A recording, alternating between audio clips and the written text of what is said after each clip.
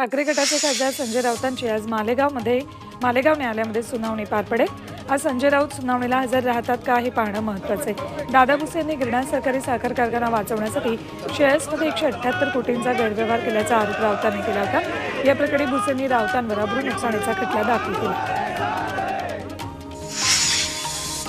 ACB चौकशीमध्ये Rajan साळवींच्या कुटुंबियांच्या अडचणी वाढल्यात। साळवींची पत्नी आणि मुलाचा अटकपूर्व जामीन जिल्हा सत्र न्यायालयानं फेटाळलाय। पत्नी आणि मुलाच्या अटकपूर्व जामिनासाठी साळवी हायकोर्टात जाणार आहेत। रात्री तातडीनं ते मुंबईकडे रवाना झालेत। लोकसभा निवडणुकांसाठी उद्धव ठाकरेंनी रणनीती आखली। पक्षाला बळकटी देण्यासाठी फेब्रुवारीत उद्धव ठाकरे महाराष्ट्र पिंजून काढणार आहेत। कोकण दौऱ्यानंतर आता उद्धव ठाकरे राज्यभर दौरे करतील। प्रत्येक विधानसभा मतदारसंघात किमान एक सभा घेण्याचं नियोजन उद्धव ठाकरेंनी केले। शब्दांच्या बुडबुडांना अर्थ नसतो असं म्हणत शिवसेना शिंदे गटाचे मंत्री दीपक केसरकर यांनी उद्धव ठाकरेंना सुनावले। ज्यांना 400 पार जायचे ते मेहनत घेतात, ज्यांना मेहनत करायची नसते ते स्वप्न सुद्धा पाहत नाहीत असं म्हणत केसरकरांनी ठाकरेंना प्रत्युत्तर दिले। धुळे जिल्ह्यात अजित पवार यांचे भावी मुख्यमंत्री अशा आशयाचे बॅनर्स लागलेत। उपमुख्यमंत्री अजित पवारांच्या दौऱ्यानिमित्त लावण्यात आलेले हे बॅनर चर्चेचा विषय ठरलेत। वाचाळवीर खूप आहेत, त्यांना चांगलं काम दिसत नाही असं म्हणत उपमुख्यमंत्री अजित पवार यांनी खासदार संजय राऊतांवर नाव न घेता टीका केली। लोकांचे प्रश्न सोडवण्यासाठी सरकारमध्ये सामील झाल्याचं यावेळी अजित पवार म्हणाले।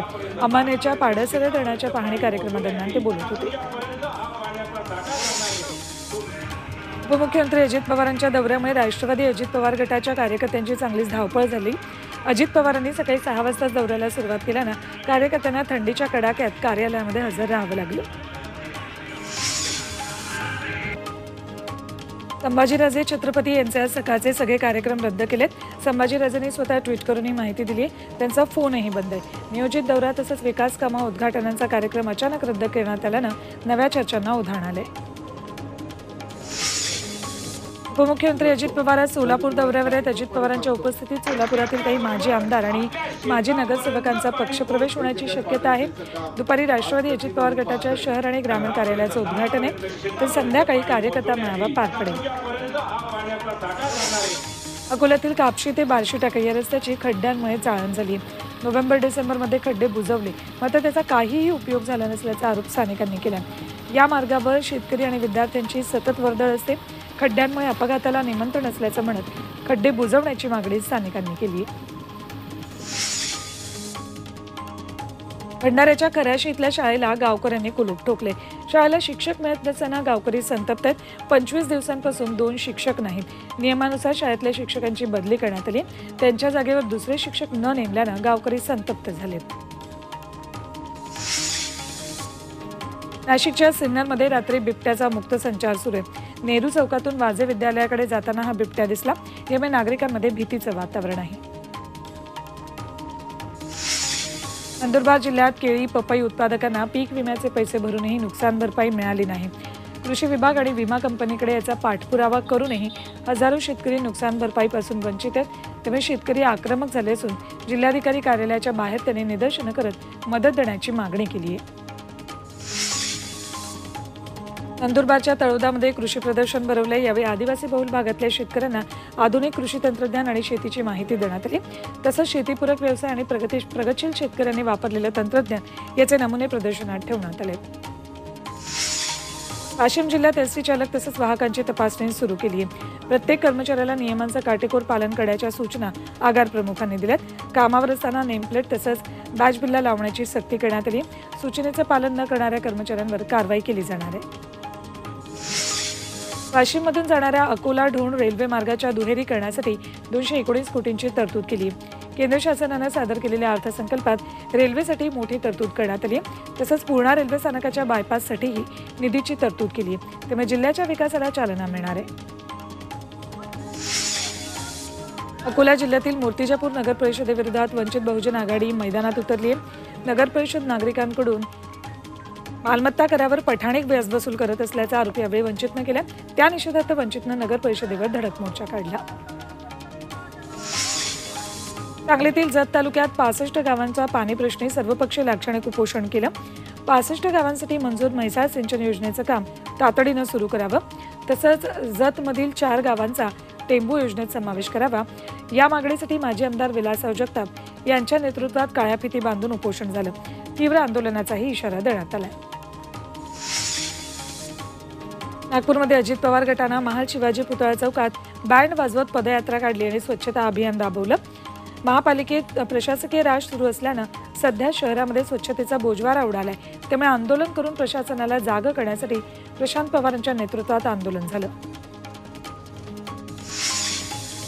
नागपूर जिल्हा परिषदेत अर्थसंकल्पादरम्यान गोंधळ पाहायला मिळाला. सत्ताधारी काँग्रेसकडून अर्थसंकल्प मांडण्यात आला. जिल्हा परिषद विरोधी पक्षनेते आतिश उमपे यांनी अर्थसंकल्पावर चर्चेची मागणी केली. मात्र चर्चेविना अर्थसंकल्प मंजूर करण्यात आल्याने विरोधकांनी गोंधळ घालत अर्थसंकल्प फाडला. नवा हिट अँड रन कायदा मागे घ्या, अन्यथा दिल्लीत चक्काजाम करू, असा इशारा पुण्यात आयोजित चालक मालक संघटनेच्या राज्यव्यापी एल्गार मेळाव्यात देण्यात आला. नव्या कायद्यामध्ये अपघात करणाऱ्या चालकांना 10 वर्षांची शिक्षा आणि 7 लाखांच्या दंडाची तरतूद आहे.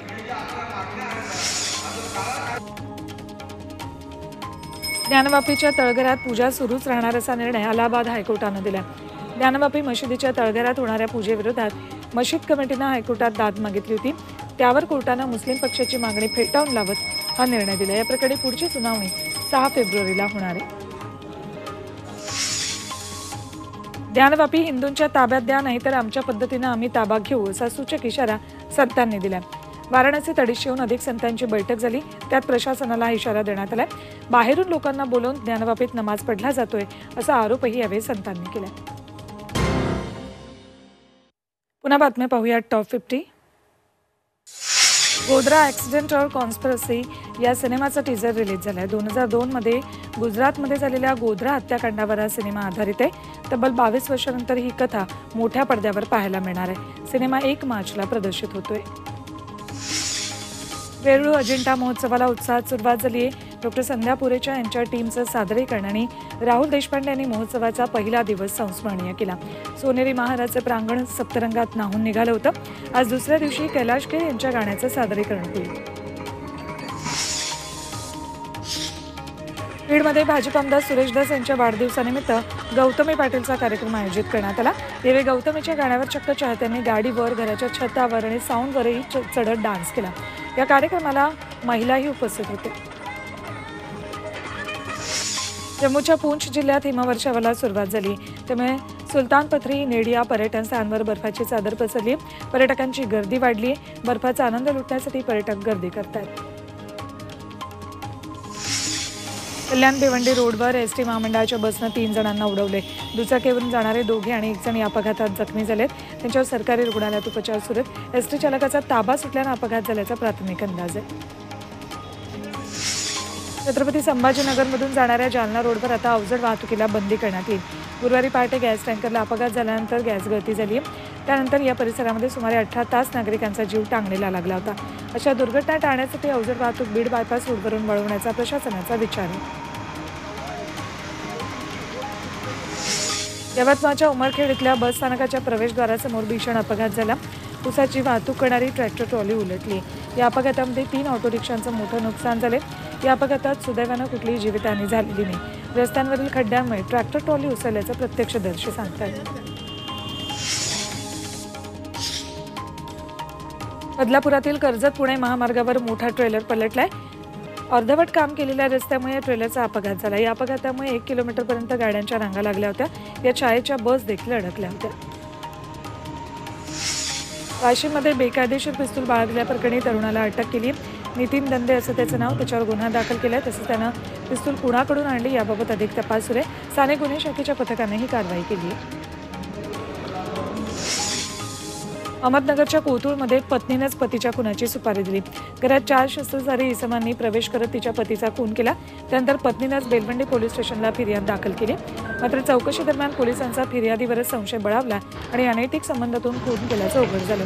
या प्रकरणी 7 जणांना अटक करण्यात आली.